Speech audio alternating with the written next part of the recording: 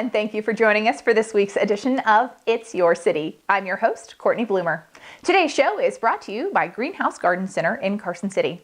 Greenhouse Garden Center supplies a full range of plants and garden accessories. Check them out on the web or on their Facebook page. Our guest today is Stephanie Arrigotti, the director of Western Nevada Musical Theater Company. Welcome, Stephanie. Thank you, Cortney. Western Nevada Musical Theater Company has been putting on top-notch shows right here in Carson City for years now. How long have you guys been around? 27 years. Thank you for the complimentary adjectives. I think that the community has really come to expect a really high level of production from you guys, and you're getting ready to put on another show. Yes, we are. Singing in the Rain. Yes, yes. I mean, how many people love that show? It is... Well, I think people are really familiar with the movie version of the show. Yes. Gene Kelly, Donald O'Connor, Debbie Reynolds. Fabulous movie. And I even had one person write on our Facebook page, it takes very brave people to try to reenact that show. So yes, we are that kind of people, but there's nothing quite like a live performance. And no, we're not bringing in Gene Kelly, Donald O'Connor, fortunately. But I tell you, if anybody watching this show has half as much fun as we have had building it, I promise them a fabulous evening out, because our biggest challenge is to stop laughing.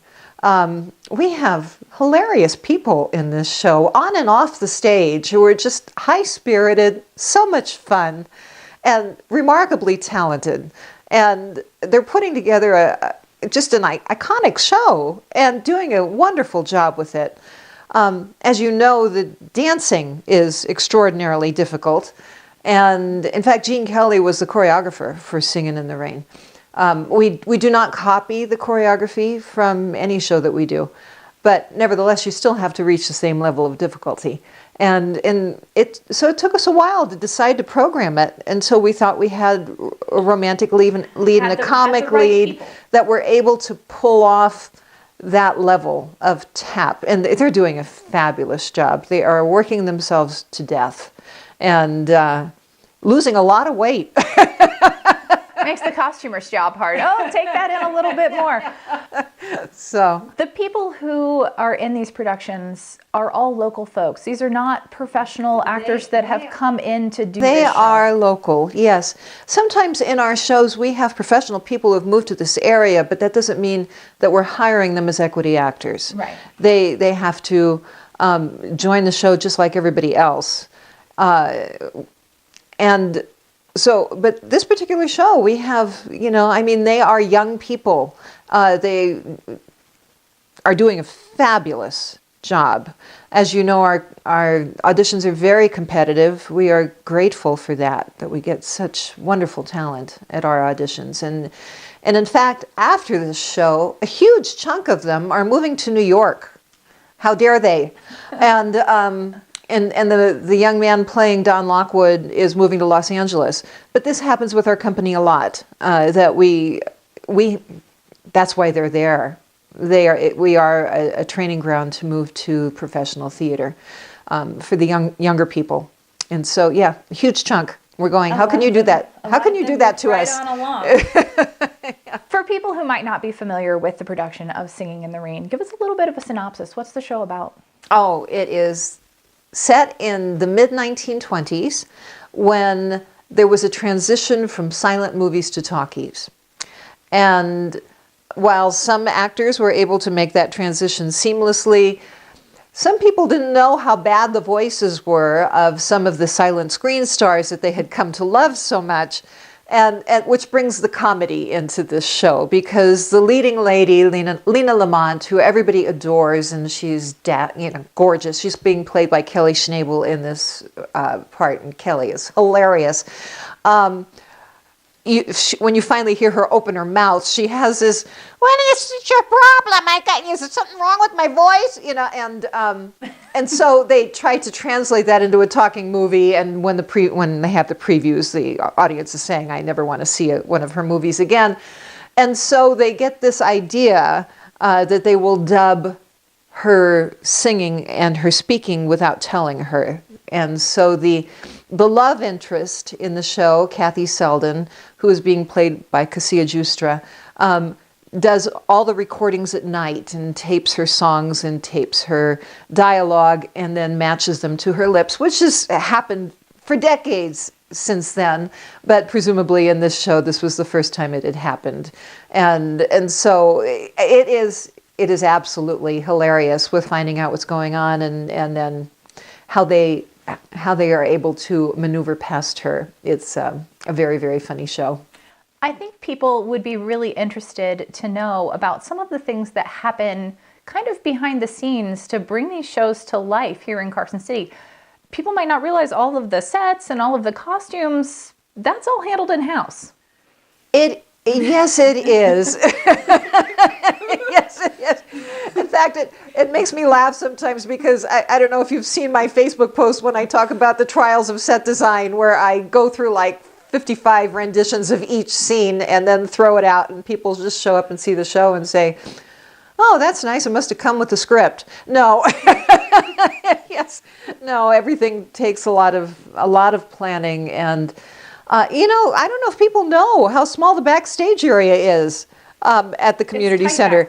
It is really, really tight. It is a fire marshal's nightmare, and so you really have to plan very, very carefully, especially since the fire marshal does visit your backstage area and check you out. But trying to put on these productions and fit backstage what you need to fit, it's a real challenge. When we did Phantom of the Opera, which requires massive sets, I had to design sets that could fold up on themselves and fit backstage, and the whole thing had to be, I was constantly measuring the backstage area saying, all right, I have 4 feet here, can I fit, and no, it's a challenge. It's a challenge for the crew, it's a challenge for the designer, but we love it when it turns out. Total pain when it's, just first loads in and you go, well, okay, I thought pretty much we had that one nailed. I have no complaints about the theater, though. I may gripe about the backstage area, but I've heard so many people talk about how, we need to rip the whole thing down and put up a new one. I'm not in that court.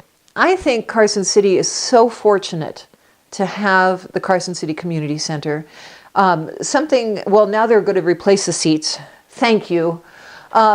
Because they're hideous and old. And so we're going to end up with like about 650 seats in that theater. And how fortunate are we that we have a theater of that size where groups like us can come and rent it at something that where we can afford the rent and put on shows. They don't have that in Reno. The Reno theater community is very jealous of Carson City. So I'm just going to put in that plug because it's my chance to do that. But I will say that as for Singin' in the Rain, there are hilarious stories of what happened with Gene Kelly and Donald O'Connor and Debbie Reynolds trying to put this together. Right. They had... Oh, she was a gymnast. She had never danced. She had never, ever tapped in her life. And Gene Kelly saw her and said, she's got the perfect look for this part. And so he gave her the part. And she was so scared trying to keep up with Gene Kelly and Donald O'Connor that one day she was sitting underneath the piano in a fetal position crying because it was so scary for her. And who comes walking by that studio but Fred Astaire and says, "Let me give you some lessons." Now, how sweet is that? Yeah, how many people get a tap lesson free from Fred Astaire? Yes. So, no, I mean, there's... And it went on to kick off an iconic career, Debbie. Absolutely. Reynolds, it was her, yes. That was her moment, yes. It certainly was. The show is coming. When is it going to be on? May 11th through the 20th. We perform on weekends. Friday and Saturday shows are at 7:30. Sunday matinees are at 2. And on the final Saturday, we also have a Saturday matinee at 2. All right. And where can people go for tickets? They can go online to WNMTC.com. Or if they want to buy by phone, they can call 775-445-4249. All right. And I just want to point out that is different from our previous shows.